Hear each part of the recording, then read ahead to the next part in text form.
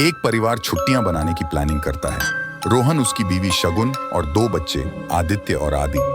कि हम गांव के घर जाए। और दोनों बच्चे आदित्य और आदि बोलते हैं कि हिल स्टेशन जाए। बहुत देर तक बातचीत करने के बाद ये लोग ये फैसला करते हैं कि हम अपनी पुश्तैनी हवेली जाएंगे। रोहन शगुन हवेली जाने के लिए तैयारियां शुरू कर देते हैं। दूसरे दिन उन्हें सुबह 6 बजे हवेली के लिए निकलना है। रोहन शगुन से कहता है कि तुम सबके सामान की पैकिंग कर लो अभी से। शगुन सबके कपड़े पैक करती है, खाने पीने का सामान लेती है और कुछ स्नैक और दवाई भी। रात ज्यादा हो जाती है। शगुन भी पैकिंग करके थक जाती है और सोने के लिए अपने कमरे में चले जाती है। दूसरे दिन सुबह सब 5 बजे नाश्ता करके निकलने के लिए अपनी कार में जाकर बैठ जाते हैं।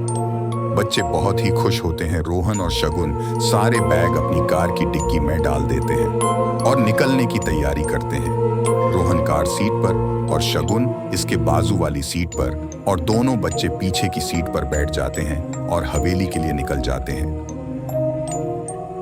ये पूरा परिवार हंसते खेलते गाने गुनगुनाते हुए सफर करते हैं और धीरे धीरे अपनी मंजिल की ओर बढ़ते रहते हैं।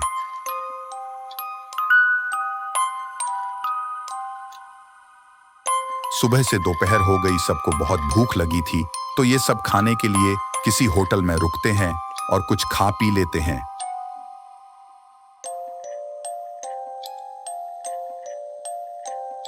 और फिर से सफर के लिए निकलते हैं। कुछ देर कार चलाने के बाद अचानक कार का टायर पंचर हो जाता है और रोहन कार साइड पर करके पंचर टायर चेंज करता है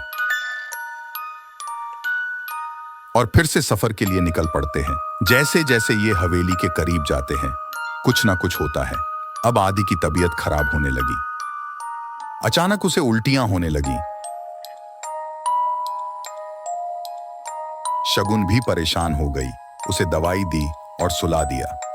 जैसे जैसे हवेली नजदीक आने लगी, कुछ ना कुछ घटनाएं घट रही थीं और इन लोगों को कुछ समझ नहीं आ रहा था। दोपहर से शाम होने लगी थी और जंगल के बीच से हवा को चीरते हुए कार चल रही थी। जंगल से अजीब अजीब आवाजें आ रही थीं और धीरे धीरे रात का अंधेरा बढ़ता जा रहा था। रोहन भी थोड़ा थक गया था। कहीं कार रोककर खा लेते हैं और फ्रेश हो जाते हैं।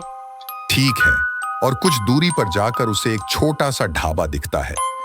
रोहन अपनी कार वहीं रोक देता है और बच्चों सहित शगुन सब ढाबे के ओर बढ़ने लगते हैं। जैसे ही ढाबे की ओर नजदीक जाते हैं, एक पागल आदमी वहां रोहन की फैमिली की ओर आता है और कहता है, लौट जाओ वरना सब मरोगे एक एक करके। कोई नहीं बचेगा, सब मारेंगे एक एक करके।